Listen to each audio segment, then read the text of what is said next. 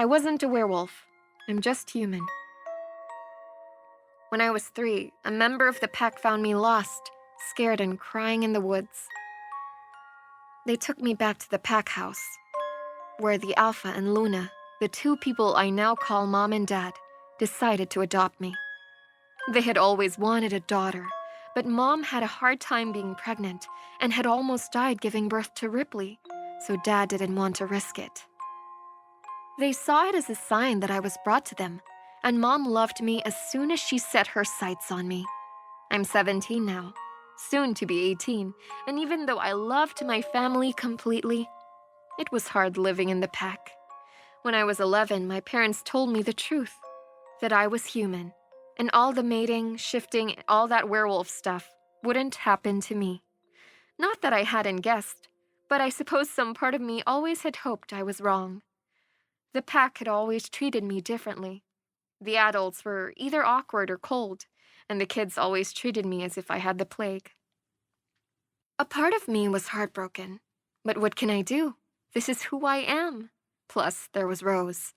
She didn't care that I was different, and there were those like her who treated me kindly, but the flip side of the coin was that there were also people like Ryder.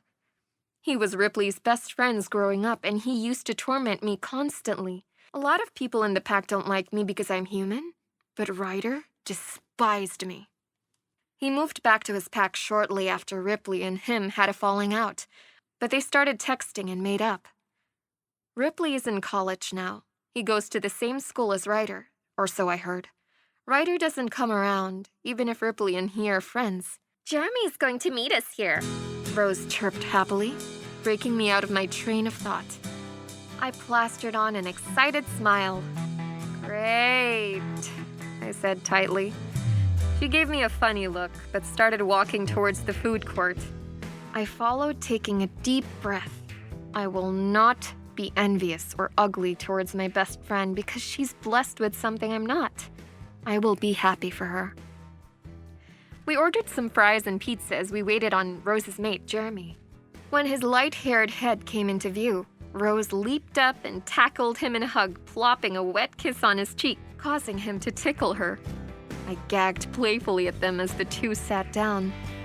They talked mostly, but I would chime in occasionally. Jeremy was the type of pack member who was on the fence about my existence. He wasn't friendly, but he didn't harass me. Most of the time, he just avoided me.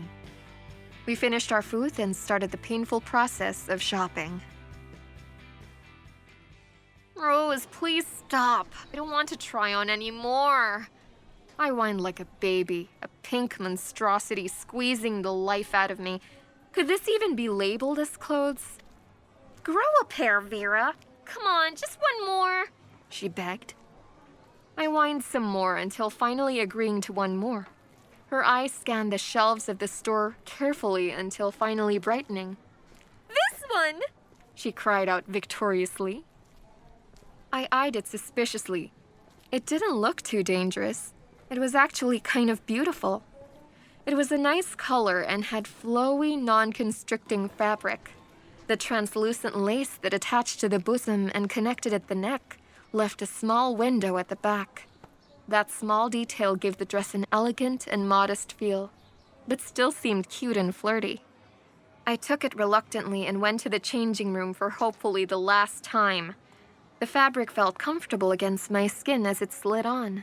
I sighed. It fit perfectly.